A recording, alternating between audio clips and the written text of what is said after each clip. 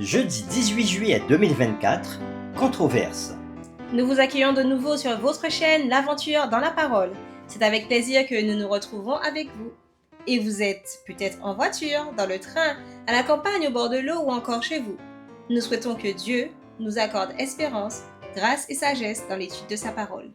Notre communauté s'agrandit et c'est grâce à vous. Soyez vous aussi actifs avec nous pour répandre le message. Faites-le en likant. Partagez le lien avec vos amis et tous vos contacts. Nous vous invitons à vous abonner si ce n'est pas encore fait pour recevoir les notifications chaque jour. Et pour un confort d'écoute en continu, nous vous proposons la playlist de chaque semaine. Le texte à mémoriser de cette semaine que nous vous invitons à dire avec nous se trouve dans Marc 2, versets 27 à 28. Et il leur disait: Le sabbat a été fait pour l'homme, et non l'homme pour le sabbat, de sorte que le Fils de l'homme est maître même du sabbat. Nous vous invitons à le redire avec nous, Marc 2, versets 27 à 28, et il leur disait: Le sabbat a été fait pour l'homme, et non l'homme pour le sabbat, de sorte que le Fils de l'homme est maître même du sabbat.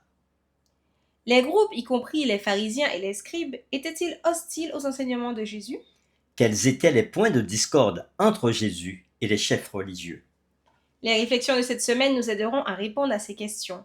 Et aujourd'hui, nous le ferons avec la séquence Récit entrelacé, deuxième partie.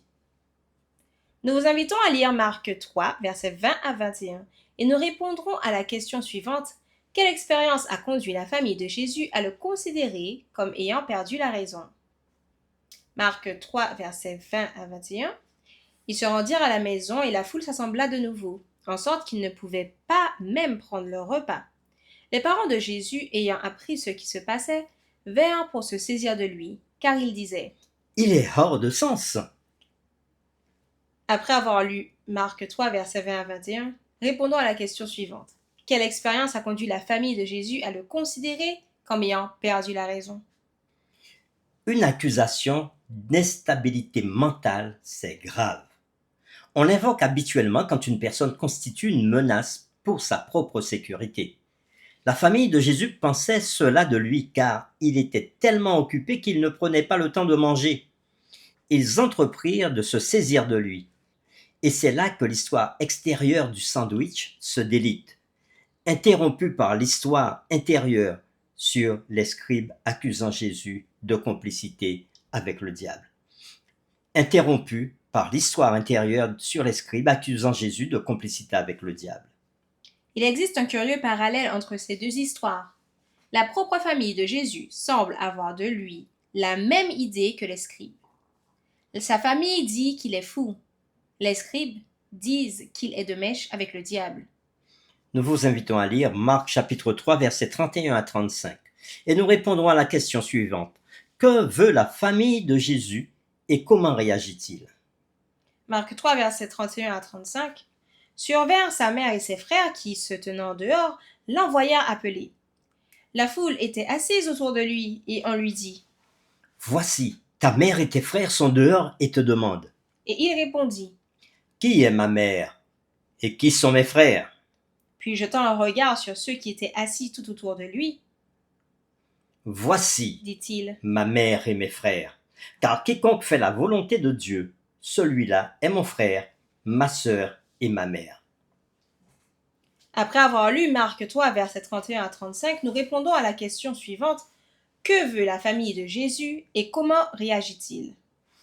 Cette scène peut sembler bizarre.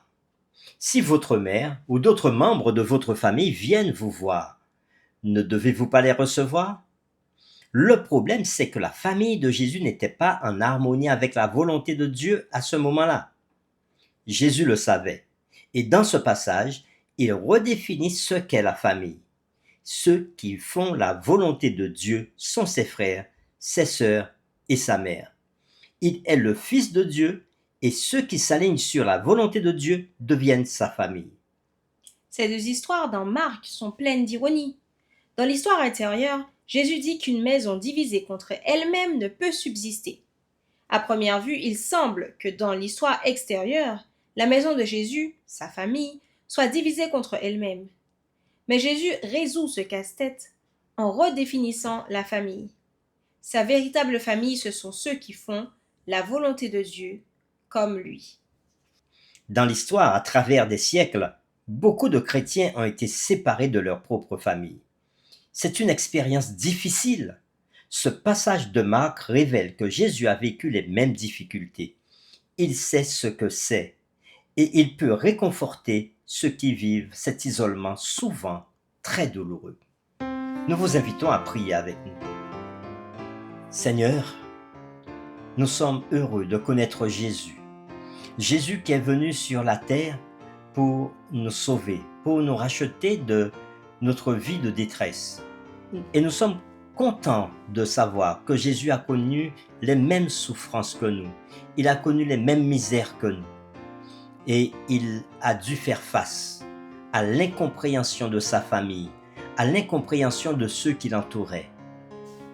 Et nous voulons te prier, Seigneur, pour tous ceux qui ont choisi de suivre Jésus, même s'ils devaient laisser leur famille, parce qu'ils n'étaient pas acceptés dans leur famille.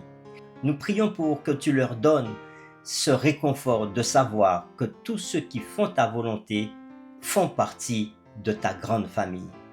Alors, Seigneur, puisses-tu accorder ta grâce, ta paix à tous ceux qui connaissent cette souffrance, cette épreuve. Nous t'avons prié au nom de Jésus.